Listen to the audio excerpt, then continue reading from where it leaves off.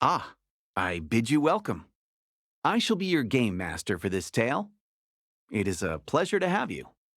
Now then, just like this, I will be using cards to draw you into the world of this story. From time to time, you may be presented with choices like this. Incorrect. It doesn't mean anything, but still. You're following along with all this, I trust? Moving on, I believe your experience of the story will be shaped in no small part by my narration. As such, I hope you'll have rather more fun keeping the sound on while you play.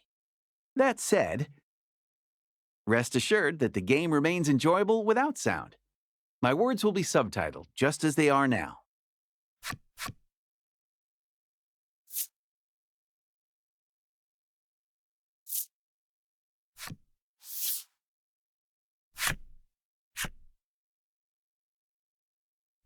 With the formalities sorted, we're all ready to begin the game. My.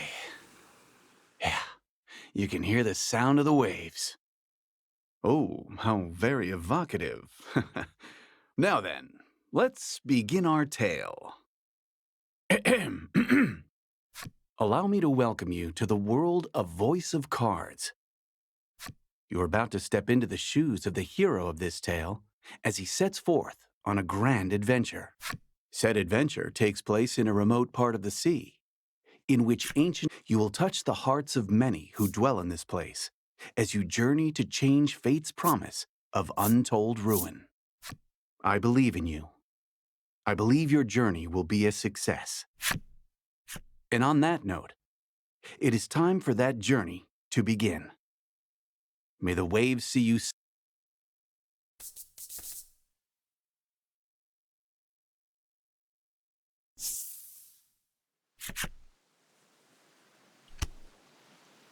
Our story begins in a secluded grotto. The sound a solitary young man stands in front of a ship floating in the water. Once he finishes his work, he decides to carve his name into the side of the hull. A finishing touch.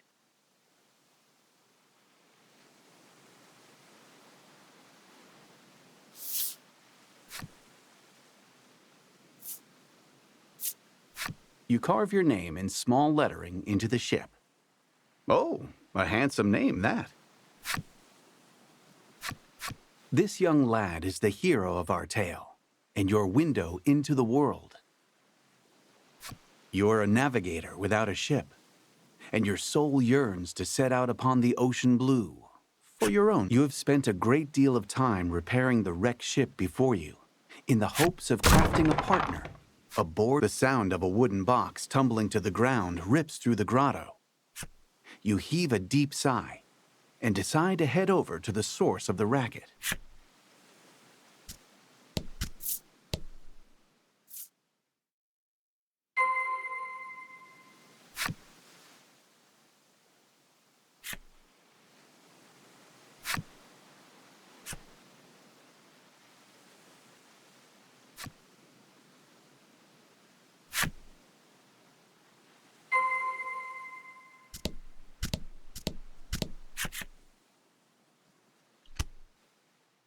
The source of the noise turns out to be a young girl. It looks as though she has knocked over a wooden box, packed with shipbuilding supplies. The girl's name is Laddie. You came across her some time ago, collapsed on a beach. You attempted to bring her to a nearby village, but she was quite opposed to the idea for some reason. As such, you're not quite sure how to respond to her knocking the box over.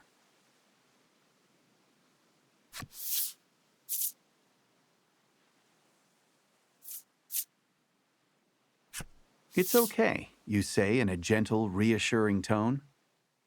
Laddie's worried expression melts away, replaced by one of relief. You move to leave the grotto, saying, "I'm going to the village to get some food." Laddie waves goodbye, her forlorn smile seeing you off. The young woman has lost her ability to speak.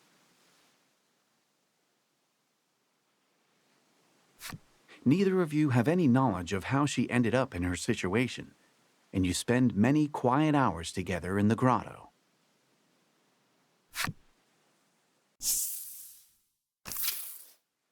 The scent of the sea and a sense of isolation hang heavy in the air. The island is bound for ruin and has had its name since before any can really recall. You take a deep breath and then set out for the nearby Omega village, which shares the island's name.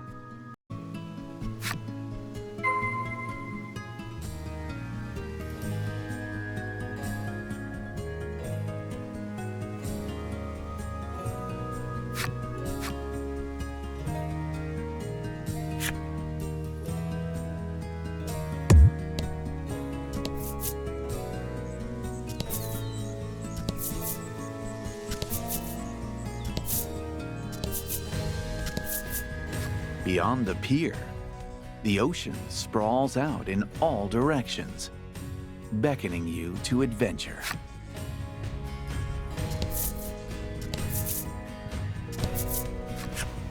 You have arrived near the entrance of the village. You spy a shadow skulking about in the midst of a thicket. The shadows fall away to reveal a small monster. It's unusual to see one this close to the village. It might be cute, but it's still a monster and a threat. You must slay the beast before it can cause trouble or worse in the village. And fight!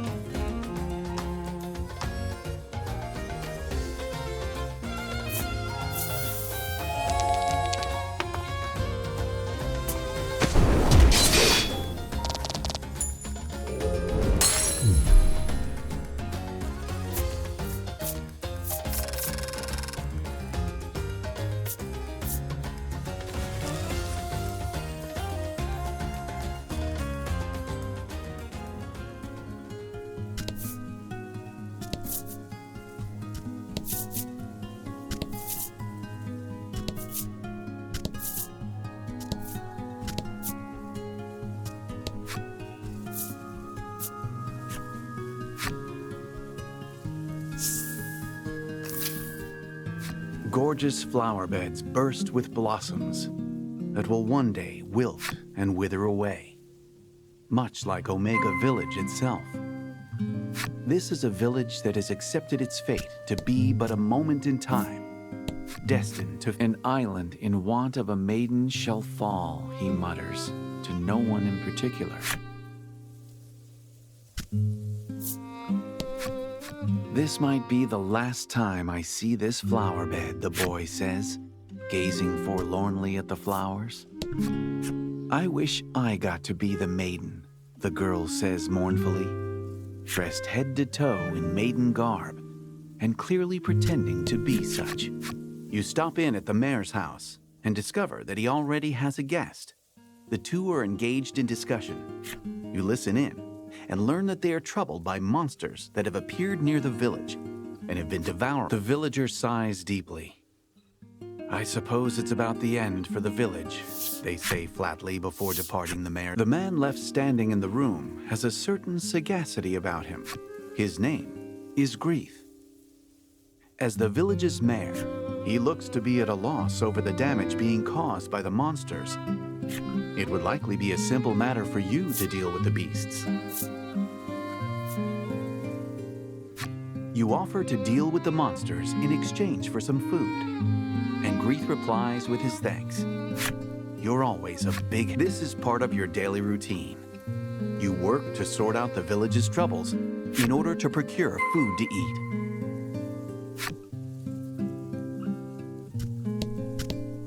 How may I help you? The proprietor inquires.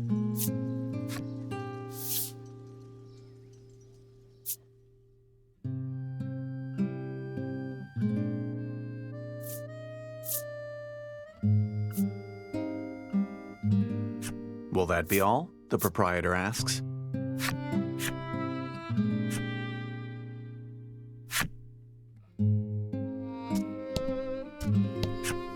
The windows are closed, and it's too dark to see much inside.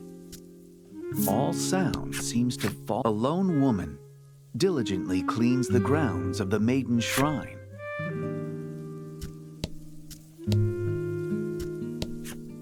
Home sweet home. This is no time for a nap. You turn around and walk out the door.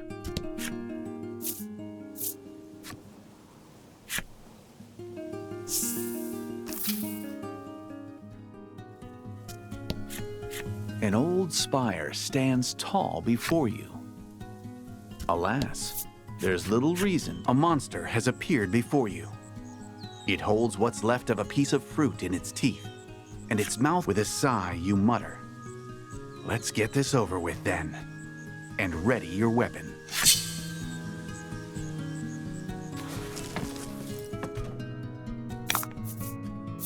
Fight him off.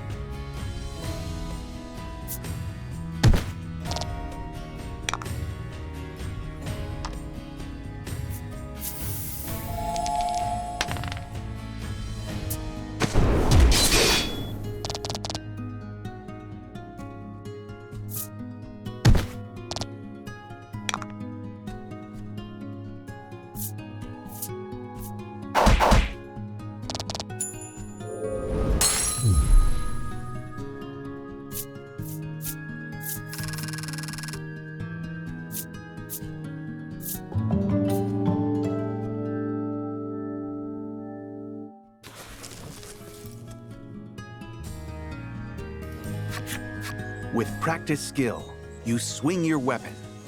The blade flashes through the monster's throat. Merciless, perfect aim. It would appear that you are quite accustomed to killing. You wipe the blood off your weapon. As you do, you notice a shadow in the distance. Another monster, perhaps?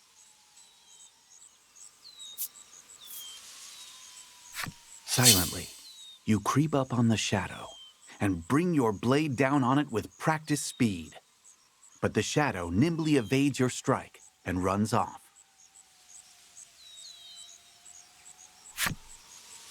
Whatever the shadow was, it was taken aback by your unexpected assault.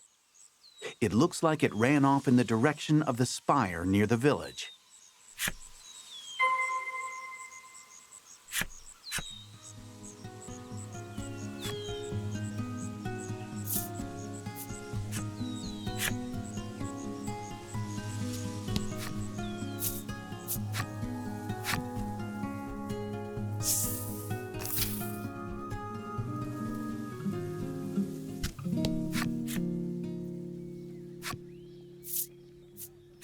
You lay yourself down and close your eyes.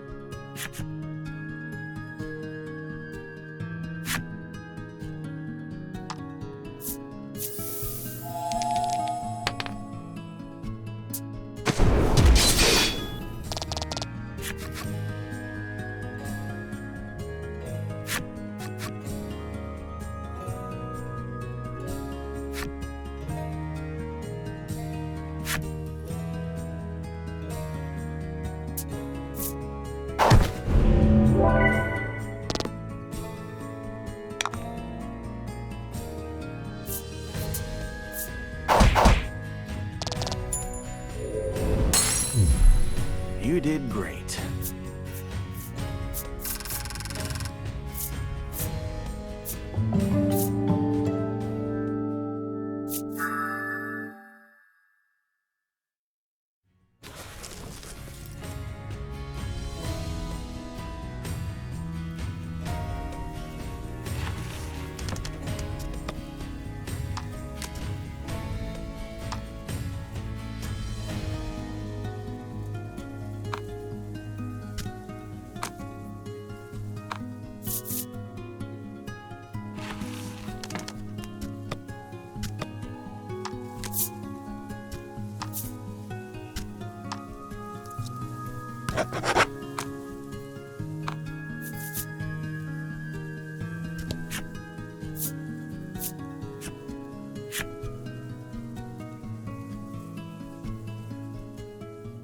You stand before the Spirit Spire, said to have been erected to protect the island. Yet with the villagers having accepted ruination, it now stands for this place, so named for the spirits themselves, is one that the villagers do not enter. Despite this, you say to yourself, I have to get rid of the monster, and decide to profane the place with your presence.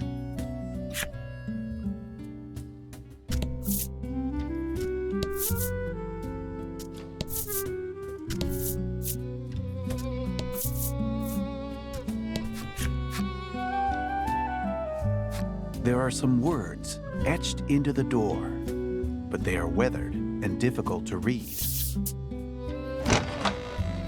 Worried though you are about whatever the words might say, you nonetheless try pushing the handle. With some protest, the door groans open. You spy the shadow of the monster you had countered earlier.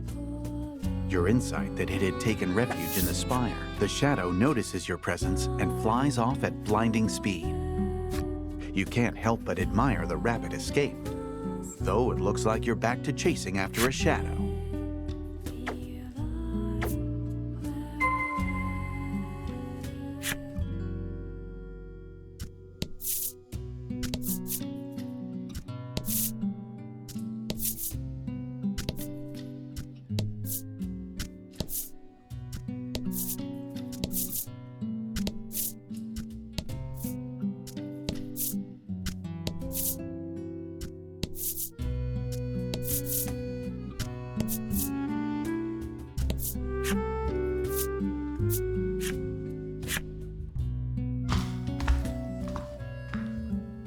You survey your surroundings, relying on the shafts of sunlight filtering in through the windows. However, you're unable to see the monster from where you are.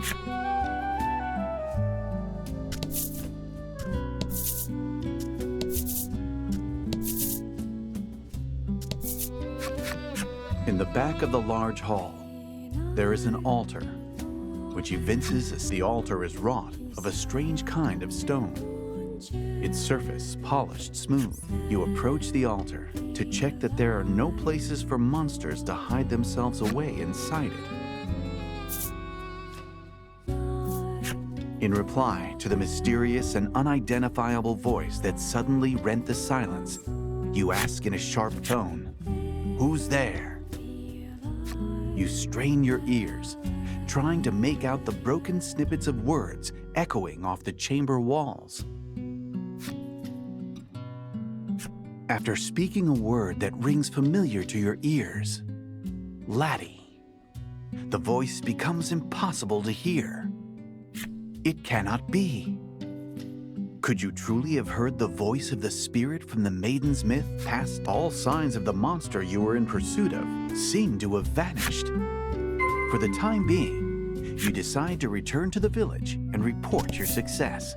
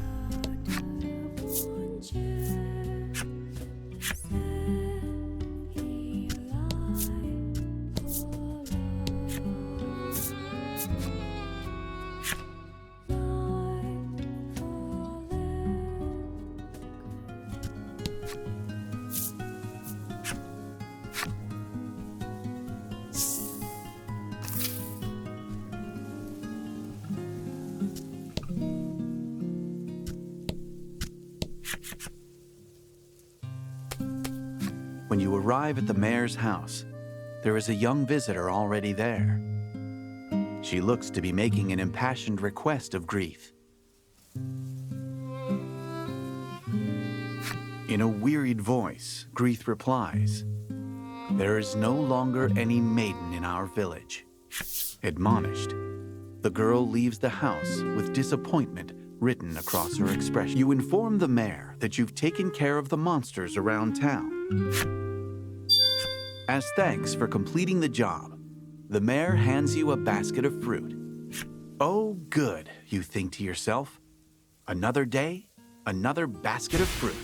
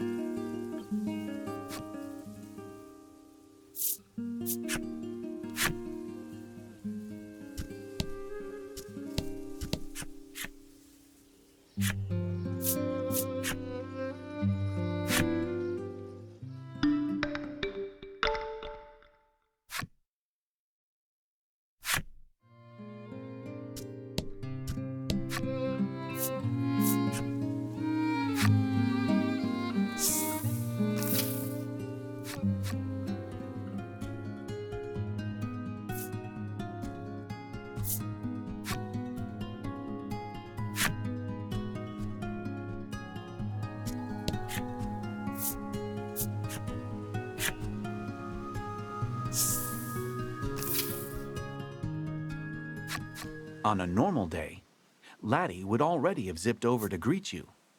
But today, nothing.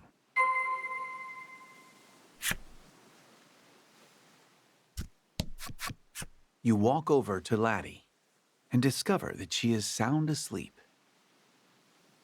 Life in the grotto is not one of creature comforts. Rather, you've tried several times to bring Laddie to the village, but she was adamantly opposed on every occasion. You sometimes catch glimpses of her face while she sleeps. Always it is contorted in anger. You notice a bulky book lying open next to Laddie, filled with carefully drawn words and images. It seems to be some kind of picture book that Laddie made herself. You know, I confess, Unable to overcome your curiosity, you decide to take a look at the picture book. Beside evocative images of deep forests and towering mountain ranges, Laddie has written a story patterned after the Maiden's myth. The picture book story is set in a small village replete with nature. The village enjoys the promise of peace and tranquility, thanks to the young woman born to be the maiden. The maiden goes before the altar to perform a ritual which invokes the power of a great spirit to protect the village. You look over the artwork, a spitting recreation of the altar you saw in the spire, and think back. The voice claimed it was a spirit, and you're certain it spoke Laddie's name. You are so caught up in the thoughts racing through your head that you failed to notice Laddie had awakened. Laddie seems embarrassed that you've seen her book. Tears prick the corners of her eyes. If Laddie were indeed the maiden, it would be no exaggeration to call her the very light of hope. A protective with faint expectation tightening your chest, you consider taking her to the altar in the spire.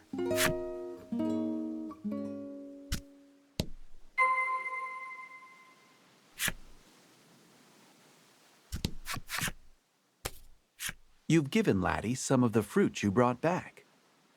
She dreamily stuffs some of it into her mouth. Your stomach rumbles as you watch her, and together, the two of you enjoy a light meal.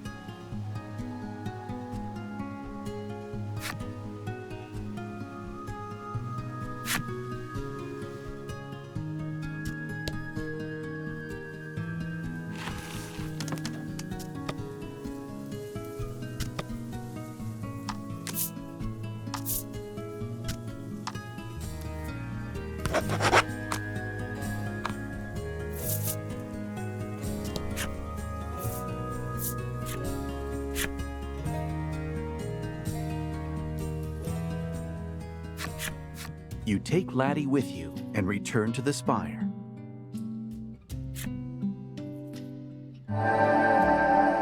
As you approach the entrance of the spire, the staff that Laddie clutches close begins to emit a faint light. Seeing the mysterious light, you are convinced. Laddie has her expression uneasy. Laddie takes hold of your sleeve with a tentative touch.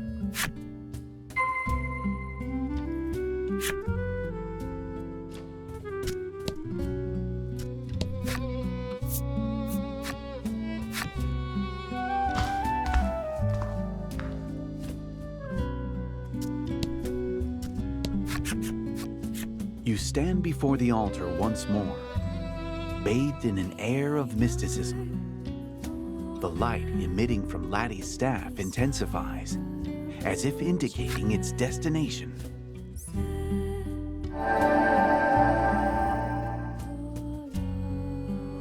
In response to the enigmatic voice, Laddie's staff exudes a dazzling light.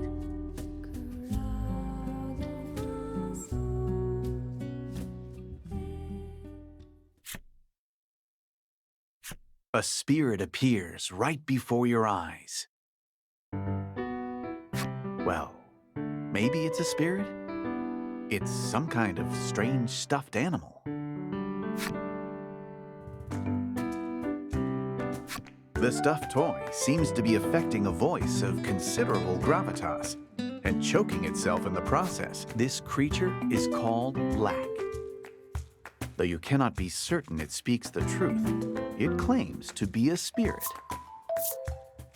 You approach, hoping to ask about the maiden, but with blinding speed, Black zooms behind Laddie, putting her between you as a shield. "You're the one from before," Black says, quaking. It would appear that you're mistaking the creature for a monster, and doggedly chasing after it has made it rather afraid of you.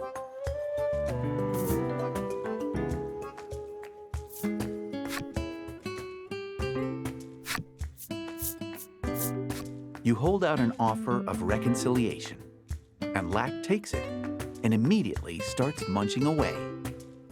You're not really sure if the make good worked out, but in any event, Lack looks willing to listen to you now.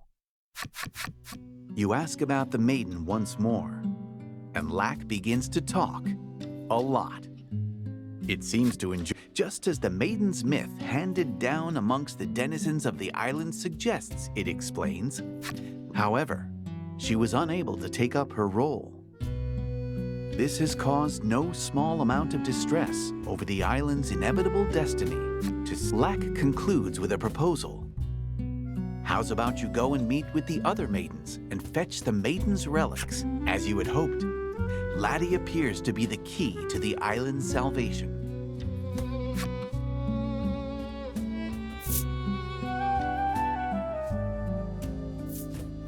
This island is not the only one home to a spirit.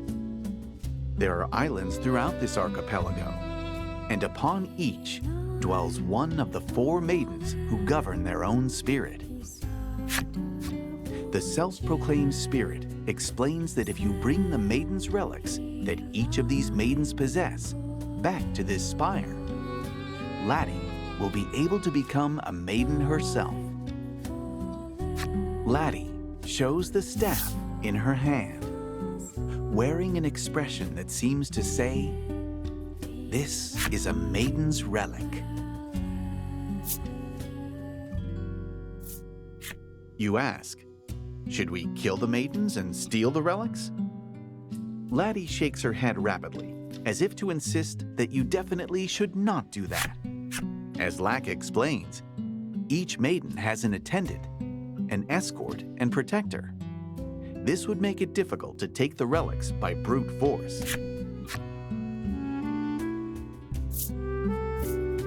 If Laddie becomes a maiden and performs the maiden's ritual at the altar, the island can be saved. The world-changing immensity of what you have just learned echoes in your mind. It takes you a little while to fully digest it. But it does just so happen you've been readying a seaworthy vessel for your own purposes. You accept Lack's proposal to help Laddie become a maiden.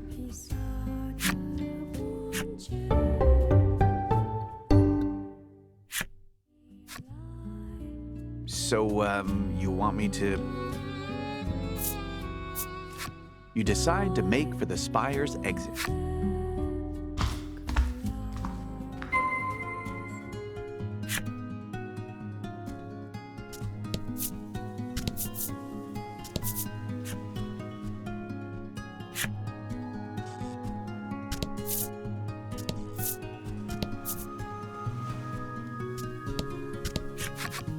Accompanied by your new allies, you make to enter the village. But Laddie seems to find something about this idea disagreeable and clings to a tree nearby, refusing to budge. "Oh, I got this one," says Lack, evidently with some kind of plan in mind.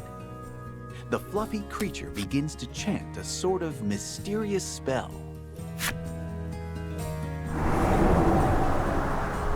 Suddenly, Laddie's face is transformed into that of an odd old man's. Laddie touches her transformed visage and then gives a thumbs up, perhaps as if to say, "You are a god." But Laddie looks sideways at you as she walks into the village, her identity now safely hidden.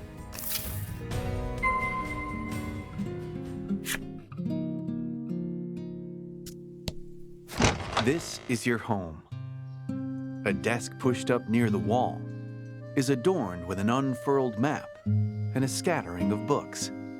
The navigation map is of your own design and depicts the various islands in this region of the sea. It contains information on the maidens of those nearby islands, culled meticulously from books and the tales of. Before all of this, you had found yourself unable to merely sit and watch the village's decline, and so planned a voyage to seek aid from them. After popping into the back room, you emerge with a carefully polished ship's wheel and present. It is the final piece of the ship you restored at the grotto.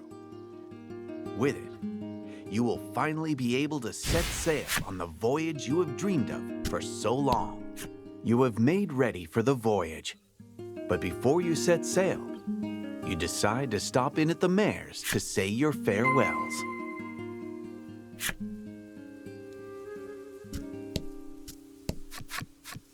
Grieth's eyes fall over the unfamiliar face behind you. And who do we have here?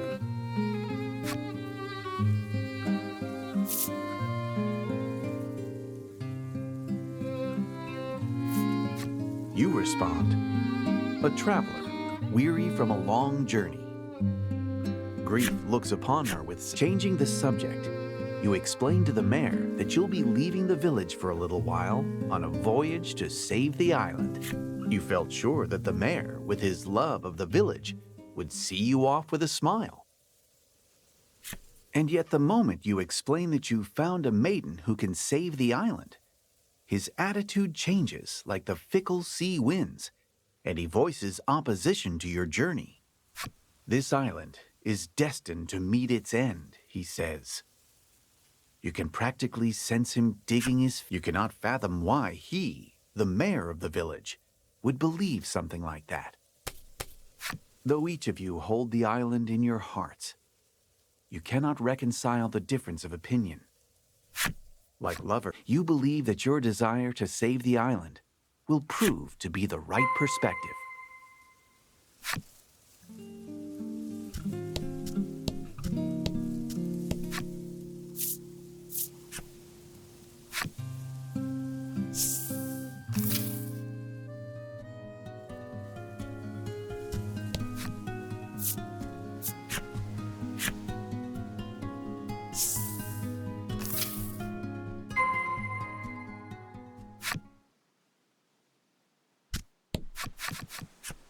Your ship, your trusted companion. Once a mere wreck, you climb up to the stern, and with every bit of care you can muster, you attach the wheel. At last, your ship is finished. The vessel's design is patterned after a great whale. There are a number of mismatched parts, but that particular quirk only makes you love it all the more as you look over your handiwork. You realize that your companion on this upcoming journey will need a name. What would a fitting name be, you ponder? Lack answers, Lack, the great and powerful. You elect to ignore him.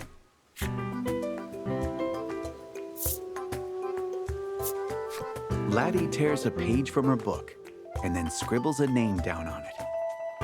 In her small handwriting is written, the Bon Vent.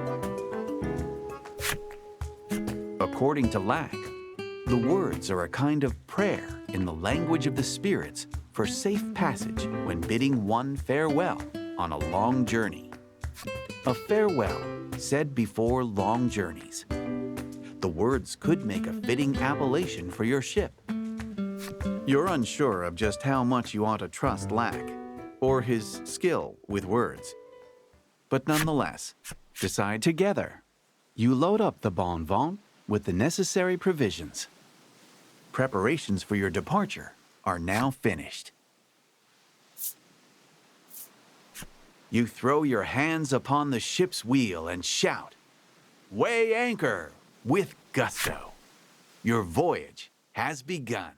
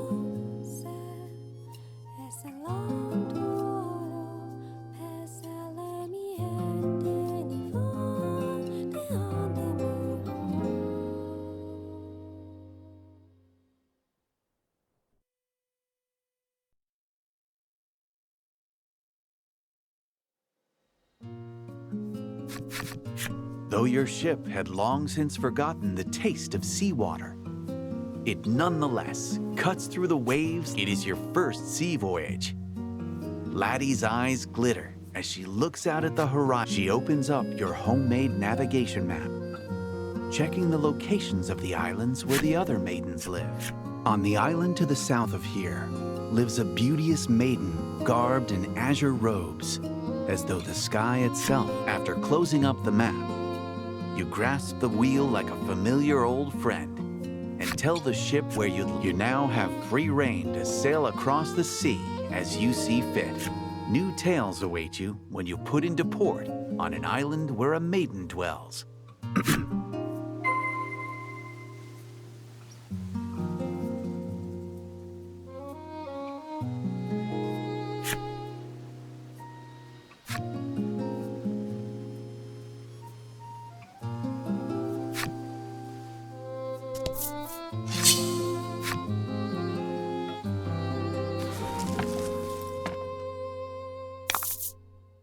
Fight him off.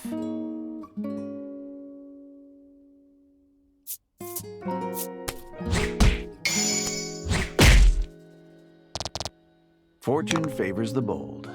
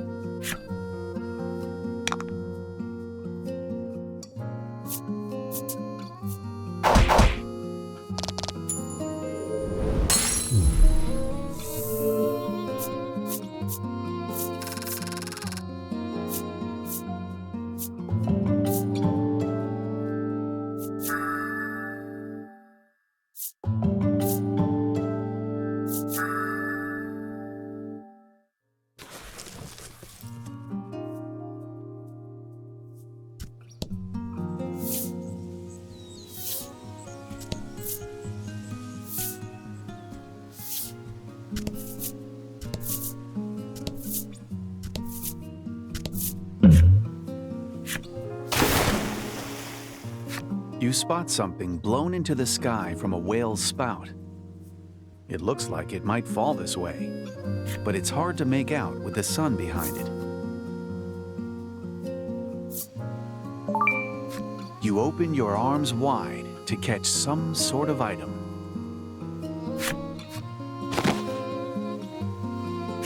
You gladly accept it as a gift from heaven.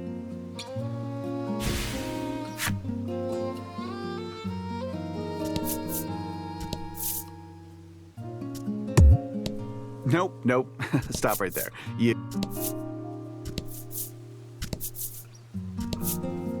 I don't know what it is, but there's just a large chest floats in the water before you, no more than an arm's length away. You take hold of the chest and pull it forward. When you do, a glimmer catches your eye. You take a closer look at the glinting objects. Though corroded by seawater, they're undoubtedly coins.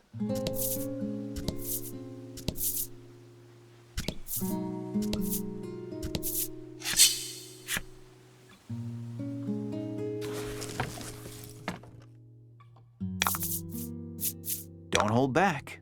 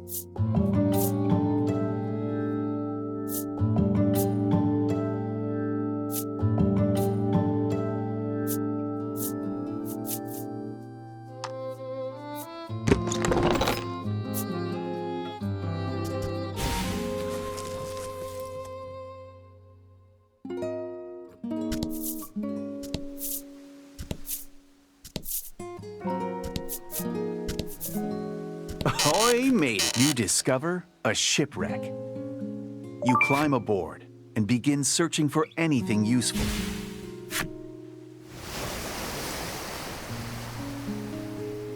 When you return to your vessel, the shipwreck sinks silently into the sea.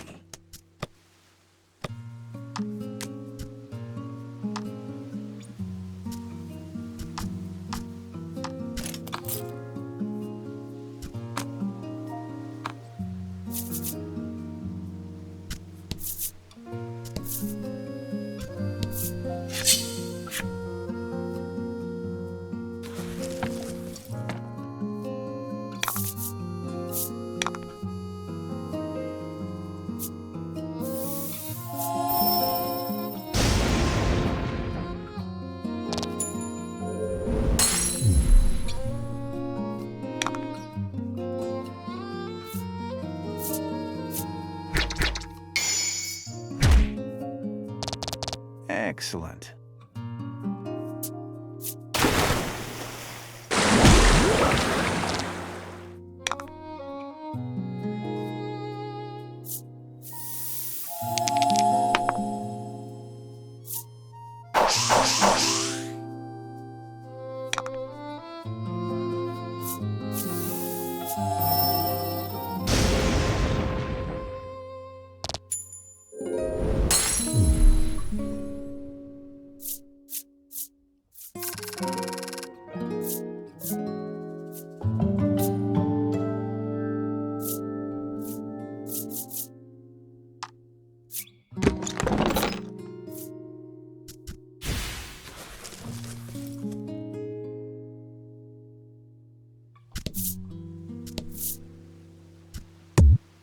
Oh, excuse me. You...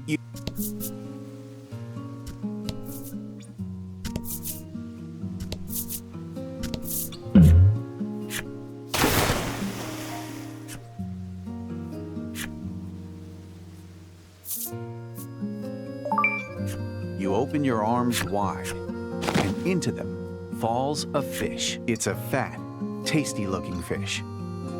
Your companion's stomachs growl at the sight of it. Recalling it's about time to eat, you deftly prepare it and share a friendly meal.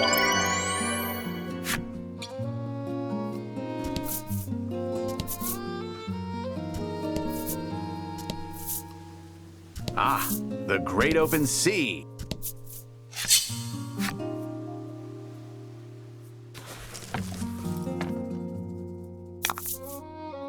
Fight him off.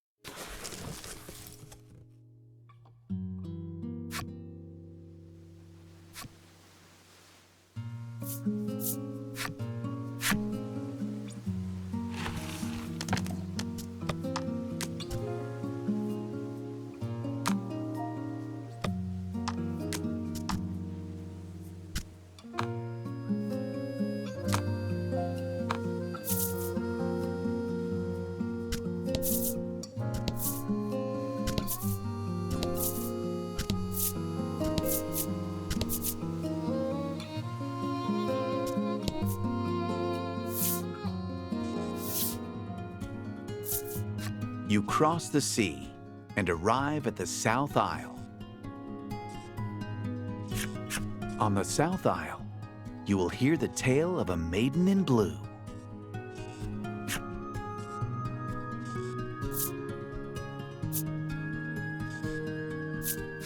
The decision is in your hands.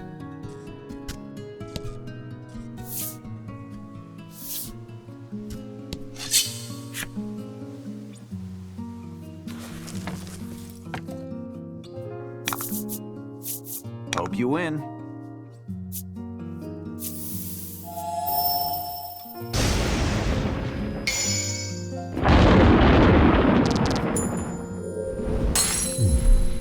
magnificent.